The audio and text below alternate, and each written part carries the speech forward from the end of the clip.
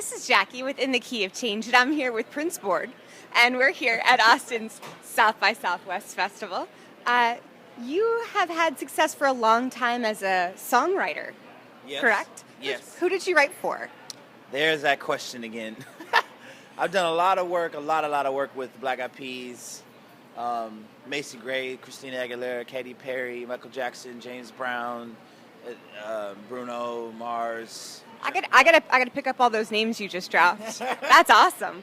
So I didn't mean to. I was just... no, it's okay. So this led to you winning several Grammy Awards. So that created the buzz now behind your own work. How were you able to make the jump from songwriting for others to writing for yourself? It's just the same. It's the same thing, really. When I'm writing a song for someone else, I'm writing a song that I enjoy. And when I just looked up about a year ago and I said, wow, I have a collection of songs that I've demoed that I really love for myself. And you know what? We're taking a break from the Peas, and I hadn't started CeeLo Green yet because I do CeeLo as well. I was like, you know what? It's time to do Printz Board. Holla. Yeah. Is there ever been a song that you gave to someone else that you wish you had kept for yourself now?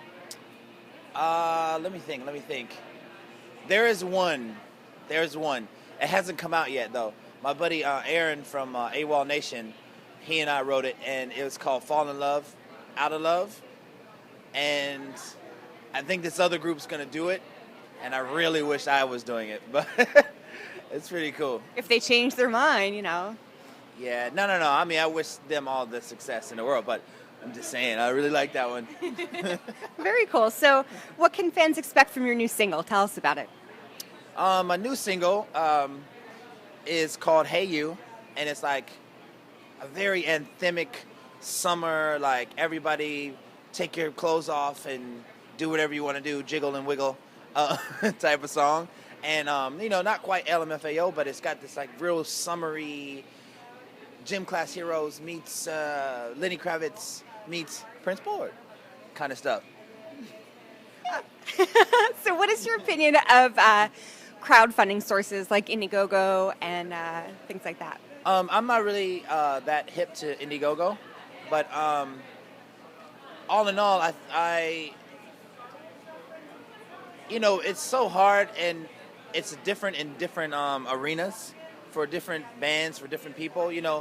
What works for me does not work for the next person.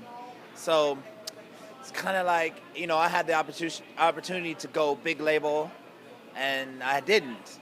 I'm doing it on my own, and I'm doing it with some friends, and the friends are helping me out, and, I'm joining forces with Big Picture Media and people like The Audience and stuff like that, just to kind of test the waters. And even Spotify, I think it's to each his own. I don't really have a strong opinion about crowdfunding. What about other social media? Do you find yourself making sure that you connect with fans and reply to them, or do you just sort of when you have time? Oh, yeah, no. I love connecting with people. I love touching the people. And I think that it's pretty invaluable. Today we live in a society where everyone lives on their phone, on their iPads, This is how they get all their information, and they get it all in 20 to 30 seconds. So I think that you have to be in your social media. You have to let people into your life, let them know who you are and what you feel about certain things. It doesn't have to be music. It could just be taking a picture with you and your dog, and people will love it. Like, oh, he's a dog person. He's an animal lover. Oh, he likes small dogs. I see. He's got a small dog. I think that it's invaluable to artists. Very cool. So how are you using social media to move things forward with your solo career? Well, I like technology and weird, cool, new stuff. So I have a couple things that I'm about to start using that I can't really say here yet because they're not out. But I like to forward think, and then I like to throw stuff that's left to center at people. I put up a picture of the other day with my Google glasses on, and people were like, whoa, what? You got the Google Glass? Oh, my God, what do we? And it's like, that kind of stuff. That's the shit I'm talking about. I took a picture next to a dog, speaking of dogs, and I was like, I let my hair out, and I was like, who's got the best hair? People love that shit. So I'm just trying to, throw stuff out there so people can see and feel my character and who I am as a person. You know, like I'm funny, I'm wild and crazy. I'll get naked in a second, but at the same time, I really care about people and the environment. I don't know. I'm just free and open to the universe and just letting it all come in. Well, technology is great, but what are your thoughts about the rebirth of vinyl records as well as the cassette tape? I don't know. I don't see it going hard. Like I had this debate. I was in Australia, and I was on this panel for the ARIAs, and the ARIAs are kind of like the Grammys of the States.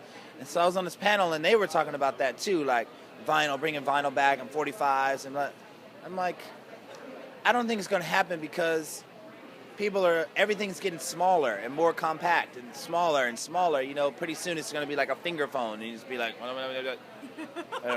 okay.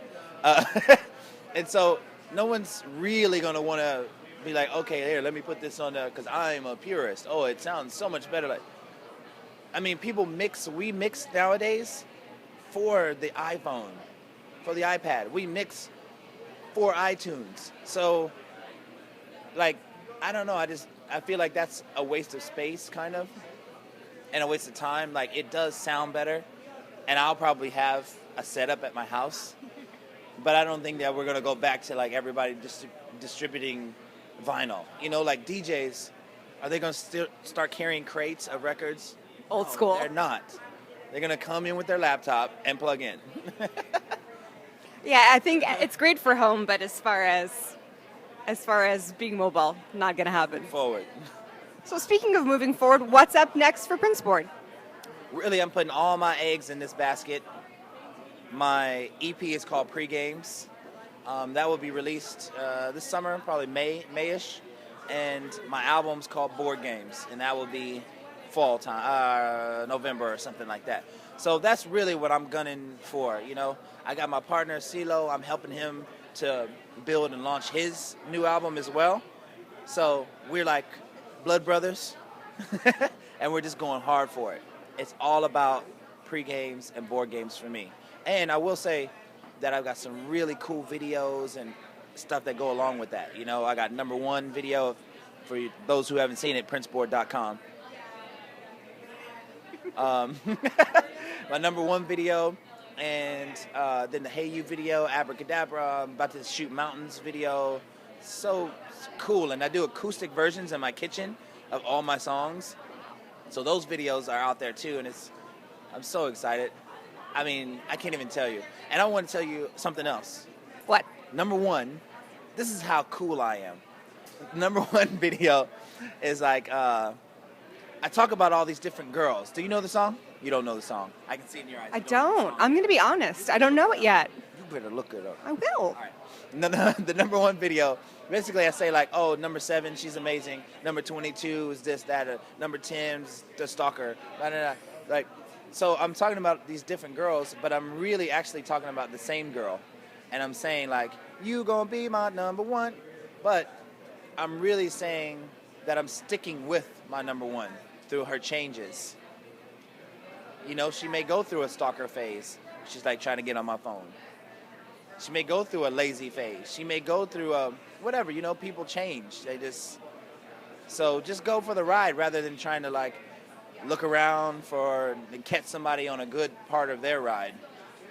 Stick with #1. We'll check out more from the #1 Printz Board. Thanks to Heart and One Industries and Tattoo Ink TV. This is Jackie for In the Key of Change.